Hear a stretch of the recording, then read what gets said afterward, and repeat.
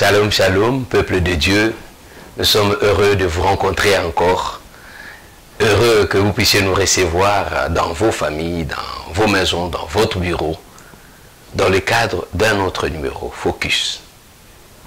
Aujourd'hui, je n'interviens pas dans l'autre tape, dans le plateau de Chrétiens face à la loi, mais aujourd'hui, c'est le plateau Focus qui me reçoit et nous allons partager ensemble les thèmes que Dieu nous a réservés. Le Saint-Esprit. Que Dieu vous bénisse et que son Esprit Saint puisse vraiment nous combler, nous remplir. Que nous puissions comprendre c'est qui est le Saint-Esprit, quel est son rôle, pourquoi est-ce qu'il est là. Beaucoup de questions, il y a des divergences. Parfois on ne sait pas les distinguer. Est-ce qu'il est Dieu? Est-ce c'est Jésus? Qui est-il? Et qu'est-ce qu'il représente dans nos vies? C'est au travers de ce numéro qu'on vient de nous accorder que nous allons ensemble découvrir, comme je l'ai toujours dit, je serai toujours complété. Parce que la parole de Dieu est vaste. Les Saint-Esprit se retrouvent partout dans la parole de Dieu. Et nous aurons le temps. Nous n'épuiserons pas tout. Nous serons certainement complétés par d'autres personnes, d'autres serviteurs de Dieu qui passeront sur ce plateau. Et même dans vos églises, on en parle toujours. Amen. Alors prions que Dieu puisse nous remplir de son Esprit Saint et que nous puissions retenir la bonne part. Moi-même y compris, je vais apprendre avec vous. Parce que je ne connais encore rien. Éternel Dieu de gloire, Papa, nous voulons encore te dire merci. Merci infiniment, ô Dieu, pour ce moment agréable que tu nous offres, Seigneur, dans ta présence. Là où tu te laisses, Seigneur, connaître à ceux qui te cherchent. Père, nous voulons encore apprendre plus de toi. Éclaire-nous. Montre-nous, Seigneur, ô Dieu, qui tu es. Et montre-nous, Seigneur, comment nous devons marcher pour demeurer en toi. Être guidé par toi. Et que toi seul demeures notre maître et notre guide. Parle-nous, Seigneur, au travers de ton serviteur que tu as choisi, au nom de Jésus. Amen. Saint-Esprit. Il y a plusieurs versets qui parlent de Saint-Esprit. Il y a des moments où on se dit, bon, le Saint-Esprit c'est qui? Et chacun définit le Saint-Esprit à sa manière. Et quand je compulsais, j'étais dans ma méditation de la parole de Dieu, je me suis retrouvé devant plusieurs versets. Tantôt, il est Dieu, tantôt, c'est Jésus, tantôt, les deux à la fois, tantôt, le représentant. Il est tout à la fois. Il est représenté sous toutes ses formes. Alors, qui est-il? De la même manière, certaines personnes se posent la question, Dieu, c'est qui? Non, non. Il y a d'autres personnes qui disent, nous croyons en Jésus. Il y a d'autres personnes qui disent, nous croyons au Saint-Esprit. Mais qui est-il? Pour mieux répondre, j'ai choisi quelques versets que nous allons commenter, lire, et puis essayer un peu de partager ensemble avec vous. J'ai lu au nom de Jésus. Nous sommes dans le livre de Matthieu. Pardon, je voudrais dire Jean 14.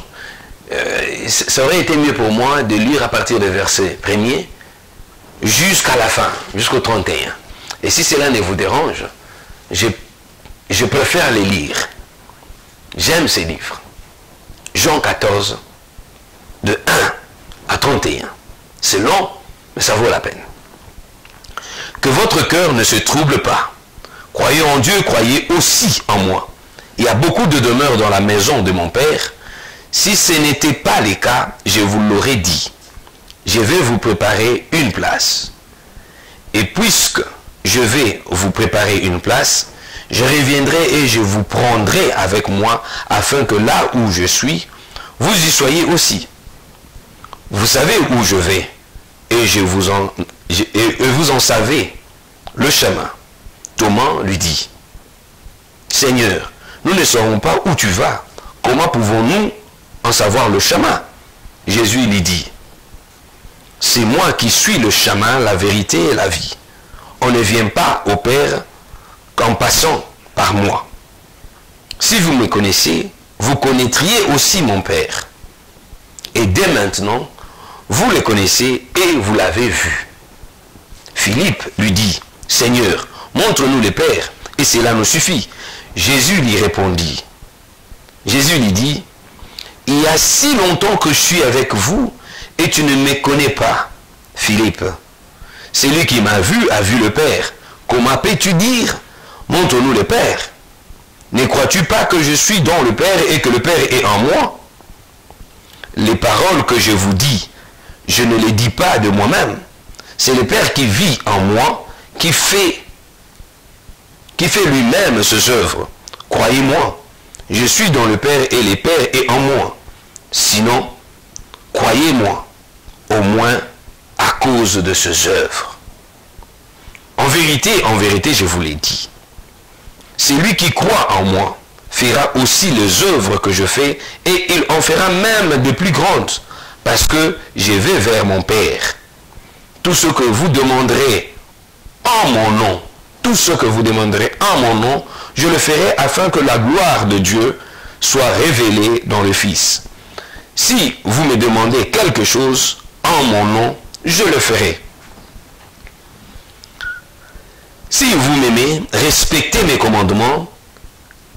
Quant à moi, je prierai le Père et il vous donnera un autre défenseur afin qu'il reste éternellement avec vous.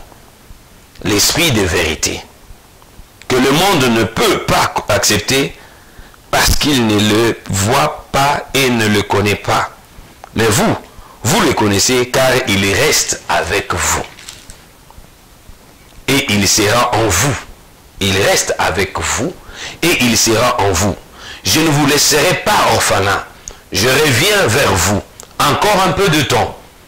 Et le monde ne me verra plus. Mais vous, vous me verrez parce que je vis et que vous vivrez aussi.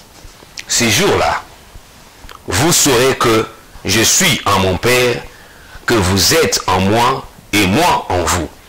Celui qui a mes commandements et qui le garde, c'est celui qui m'aime. Celui qui m'aime sera aimé de mon Père et moi aussi, je l'aimerai et je me ferai connaître à lui. Jude, à distinguer avec Iscariote, lui dit, Seigneur, comment se fait-il que tu te feras connaître à nous et non au monde?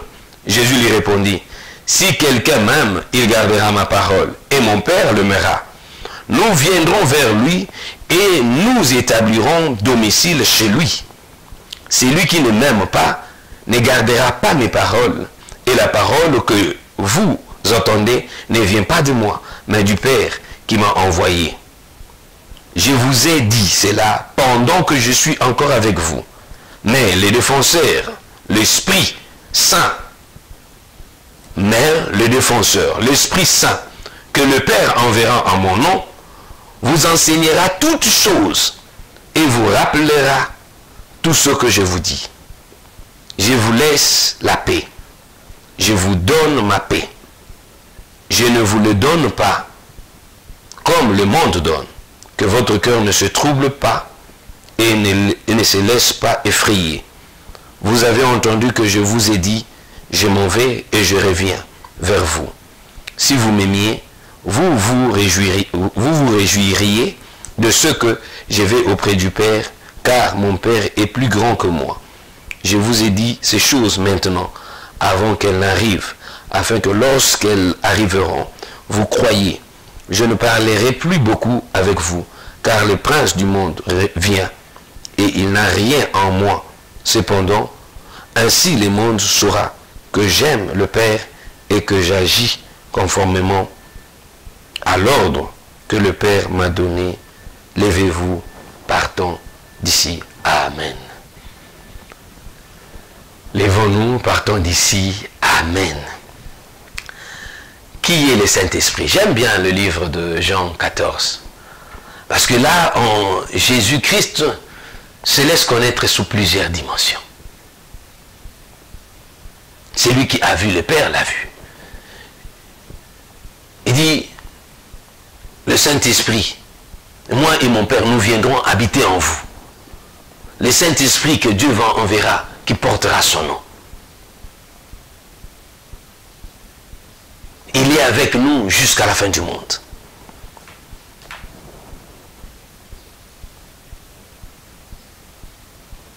Ça résonne. Quand vous méditez, quand nous méditons autour de ce verset, c'est très profond. Qui est le Saint-Esprit? Le Saint-Esprit des dieux. Le Saint-Esprit que Dieu enverra et portera mon nom, en mon nom. Et c'est comme ça que vous verrez certaines personnes, il dit, au nom de Jésus. Et les disciples, ils partent, ils baptisent au nom du Saint-Esprit, et ils baptisent au nom de Jésus. Qui est le Saint-Esprit? C'est une question que je me suis toujours posée. Je me suis posé, mais je ne me pose plus.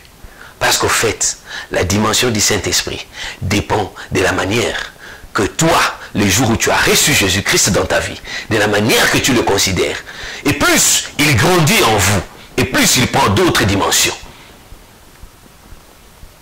Et plus vous découvrez, nous découvrons sa dimension dans nos vies. Je voudrais vous révéler certaines choses. Dieu nous a dit dans sa parole, nous n'avons pas à lutter contre la chair, mais c'est contre l'esprit. Et j'aime bien ce verset dont Timothée a dit que non, ne vous conformez pas au siècle présent, mais soyez transformés par la parole. Dans notre nouvelle naissance en Jésus-Christ, nous renonçons à ce qui est charnel. En fait, nous avons eu une identité que le monde nous a donnée. J'ai mon nom, Bagalo Matabaro. Mais les jours où j'ai décidé de donner ma vie au Seigneur, eh bien, il y a une autre identité qui s'est ajoutée dans mon identité. Il y a un nom. Je fais partie d'une grande famille chrétienne. Il y a un Jésus qui se cache là. Jésus Bagalo Matabaro. Parce que je suis devenu une nouvelle créature en Jésus-Christ. Les choses anciennes sont passées et voici toutes choses sont devenues nouvelles. Nous sommes dans la nouveauté d'esprit.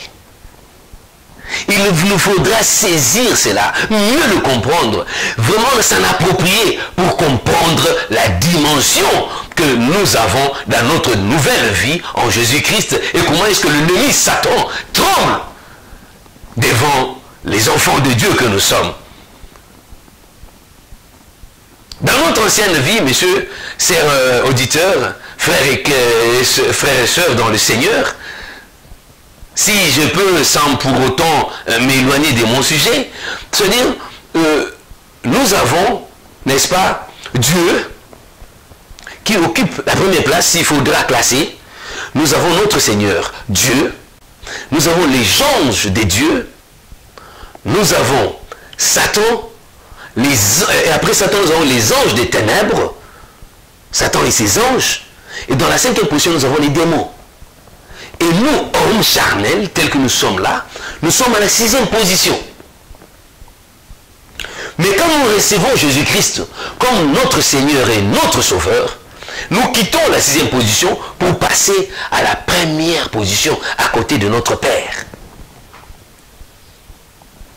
Et nous disons, ce n'est plus moi qui vis, c'est Christ qui vit en moi. Notre vie n'est plus conduite par la chair, par le monde, mais notre vie est désormais conduite par Dieu, par le Saint-Esprit.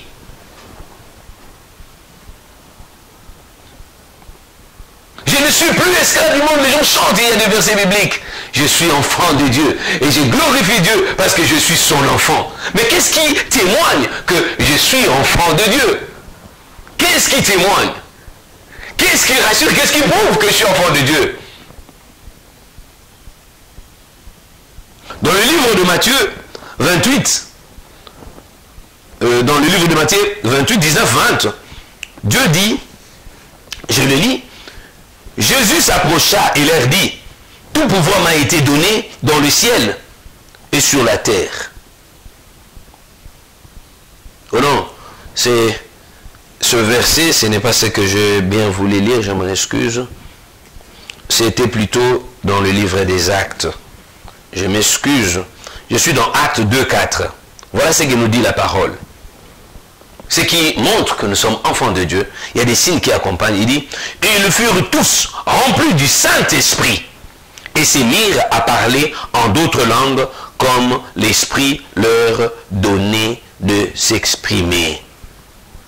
Et dans Marc 16:17, il dit, voici les signes qui accompagneront ceux qui auront cru. En mon nom, ils pourront chasser les démons, parler dans des nouvelles langues. Voilà les signes qui accompagnent ceux qui ont cru. Je vous exhorte de lire la suite.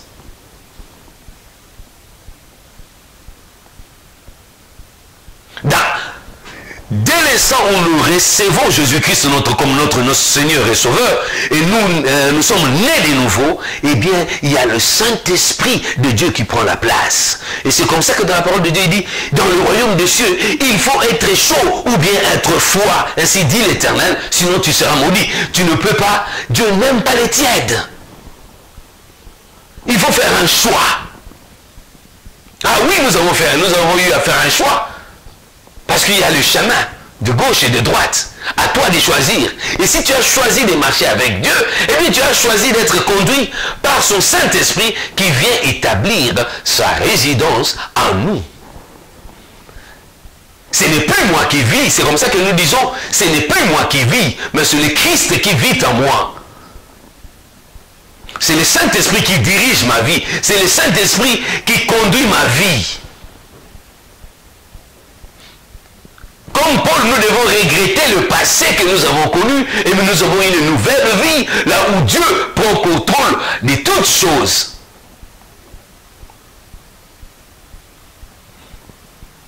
N'est-ce pas, nous avons dit tout à l'heure dans le livre de, je disais dans ce Luc, dans le livre des Actes 2:4, il dit, ils furent tous remplis du Saint-Esprit et se mirent à parler en d'autres langues comme l'Esprit leur donnait de s'exprimer.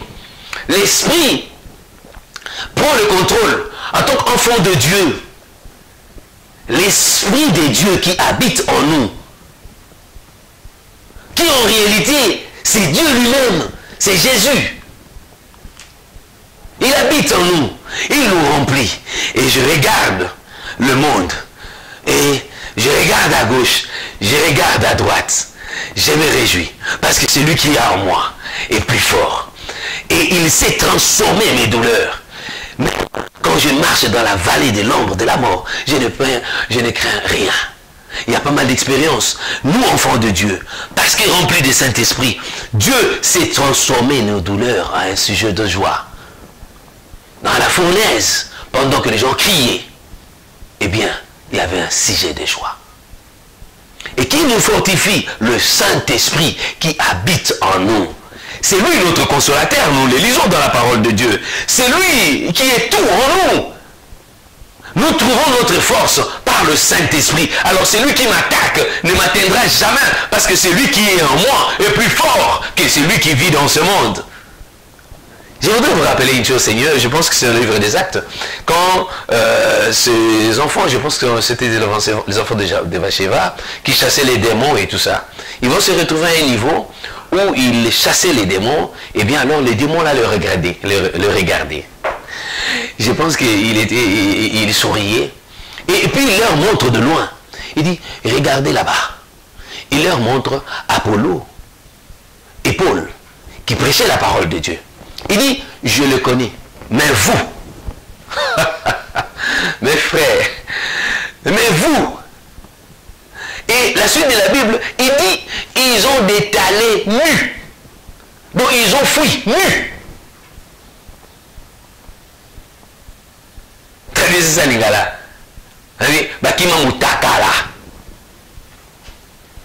Voyez un peu ça. Donc, Paul, quand Satan regarde l'enfant de Dieu, il ne voyait pas Paul, il voyait Jésus. Parce que nous avons sa marque, nous avons son identité. Il dit, c'est lui qui marche dans la crainte de ma parole, celui qui met en pratique ma parole, celui qui applique ma parole, moi et mon Père, nous viendrons habiter chez lui. Mes frères, mon frère, ma soeur, je voudrais illustrer encore un autre exemple. Vous imaginez que vous êtes assis chez vous et on vous annonce que le roi ou le président de la République démocratique va venir chez vous. Vous avez tout préparé et vous avez mis votre émission préférée à la télé. Vous avez vos gardes-corps. Mais quand le chef, le président de la République atterrit chez vous, tout change. Vos gardes-corps se retirent. Et ce sont ces gardes maintenant qui prennent contrôle. Même si vous avez les services de protocole, ils se retirent. C'est maintenant le protocole du chef de l'État. Vous suivez un autre programme dans votre télé. Et lui, il vient, il met son programme à lui. Vous n'oserez pas prendre la télécommande pour changer des chaînes. Ça serait scandaleux. Vous êtes chez vous, mais il y a votre maman, votre tante qui arrive. Il faudra que le président de la République l'accorde d'entrée.